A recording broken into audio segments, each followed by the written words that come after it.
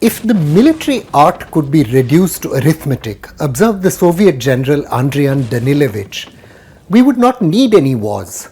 You could simply look at the correlation of forces, make some calculations, and tell your opponent, we outnumber you 2 to 1. Victory is ours, please surrender.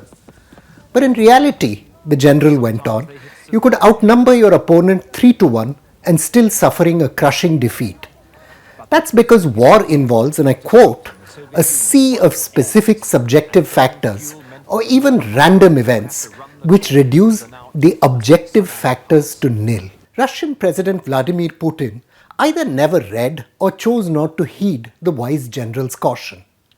His gamble on Ukraine, premised on the overwhelming superiority of his forces, has ended in a punishing stalemate at the cost of hundreds of billions of dollars and the lives of thousands of Russian troops. There's an important lesson in these events for New Delhi, and those lessons aren't to do with the price of oil or geopolitics. Ever since independence, India's superior conventional force has proved a reliable tool to coerce Pakistan into tamping down covert warfare in Kashmir. But now there's this to consider. When you roll the tanks, you also roll the dice. And there's absolutely no telling where they land.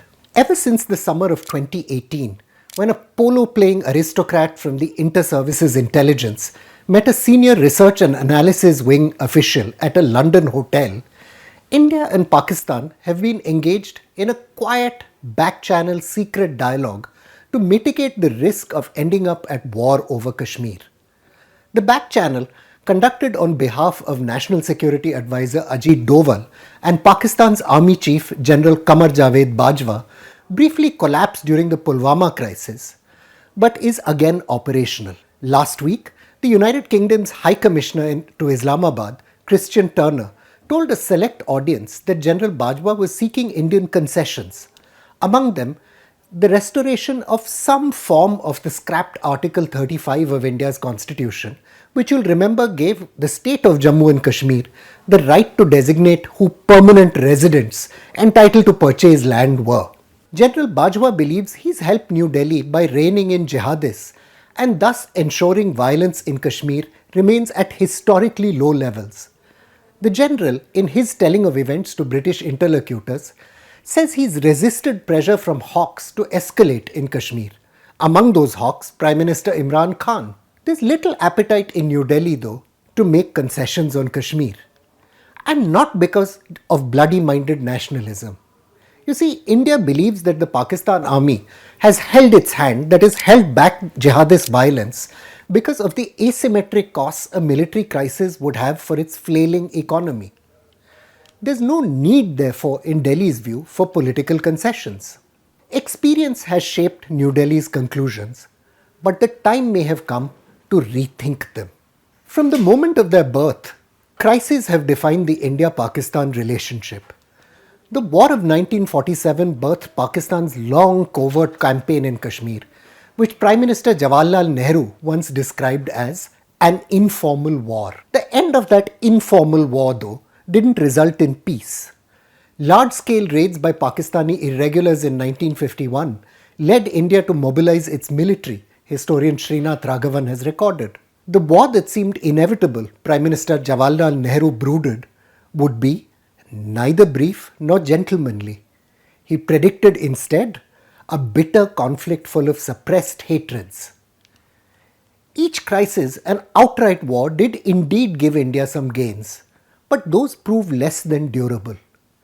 Sure, Islamabad backed off in 1951, but only for a time. In 1965, the country used irregulars in a bid to seize Kashmir. The 1965 war ended in something of a draw, India's official war history observes. This draw proved inadequate to deter Pakistan from continuing to sponsor covert violence within Kashmir. The War of 71, the Bangladesh War, clearly, obviously, was not a draw. But even then, Indian progress in the West was less than stellar, scholar Manoj Joshi, among others, has noted. The seizure of Dhaka too, since we're on the topic of rolling the dice, involved an element of luck. East Pakistan's capital wasn't a war objective, we know from India's official documents, and its capture came about only because Lieutenant General Sagat Singh, who wasn't meant to attack Dhaka, saw the opportunity and seized it. Even the punishment delivered in 1971, more important, didn't deter from Pakistan from sponsoring insurgencies in Punjab and Kashmir inside of a decade. Coercion, events showed, gave limited results and at a high price. India won the Kargil War in 1999, but levels of violence in Kashmir actually increased from then on to the military crisis of 2001-2002, which followed the terrorist attack on Parliament House in Delhi. India, indeed, lost more security force personnel in the period after 1999 than it did soldiers in the Kargil War. The 2001-2002 crisis did lead to a massive drop in jihadist violence and pushed Pakistan's former military ruler, General Pervez Musharraf, to begin secret peace talks on Kashmir, first with Prime Minister Atal Bihari Vajpayee and then with Prime Minister Manmohan Singh. His successor, General Pervez Ashfaq Kayani, however, reversed course, leading on to 2611. Like all these iterations in coercion, Prime Minister Narendra Modi's uses of force have also had ambiguous outcomes. Following a series of jihadist attacks on Indian targets, notably in Pathankot and Gurdaspur, India struck across the line of control in 2016 after 19 Indian soldiers were killed in Uri by the Lashkar-e-Taiba. The ISI though retaliated with a succession of Fedayeen suicide squad attacks in Kashmir. Again, when India bombed a Jaish-e-Mohammed camp inside Pakistan in 2019, that was after the notorious bombing in Pulwama, which claimed the lives of 40 Central Police personnel, Pakistan struck back. Its jets almost hit the headquarters of the 19th Infantry Brigade in Rajouri. The two countries turned to foreign friends to avert a potentially catastrophic escalation neither of them had really bargained on. There has been no authoritative appraisal of why Pakistan chose to raise the stakes so sharply after the Indian attacks in 2019. Former Lieutenant General Tariq Khan, once a commander of Pakistan's key strike formation, the Mangla-based 1 Corps, however provided some insights in posts he made on a private online group during the crisis. Each Indian coercive effort since 2001-2002, General Khan noted, had eroded Pakistan's position of deterring war through its nuclear capability. That in turn meant Pakistan would become more and more vulnerable to asymmetric conventional threat, that is India's larger conventional force.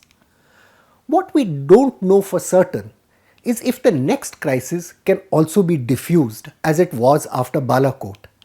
There is clearly risk for both sides, but is it one India would want to take and, more important, be wise to take?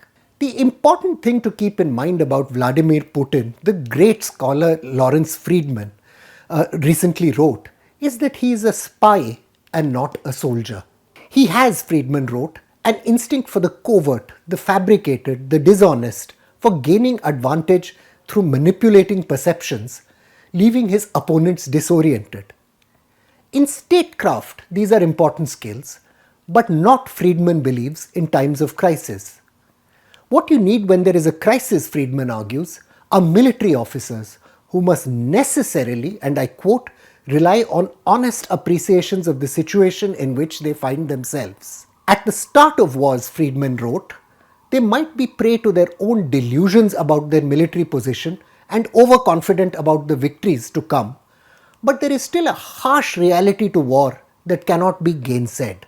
Of course, President Vladimir Putin is learning this today. But the time has come for Indian generals to provide our own political leadership with a clear-eyed, blunt appraisal of our harsh realities. Pressured by an increasingly aggressive China, India needs space and time to focus its resources and consolidate its military modernization. It cannot achieve this end while also constantly having to prepare for potential crises along the western borders. There's no room for starry-eyed optimism on what India-Pakistan dialogue might yield. After all, its outcomes have been no more roseate than war. There's plenty of reason, though, to seriously explore what General Bajwa is willing to bring to the table, even if it involves some politically awkward concessions. I'm Praveen Swami, and I'm National Security Editor of ThePrint.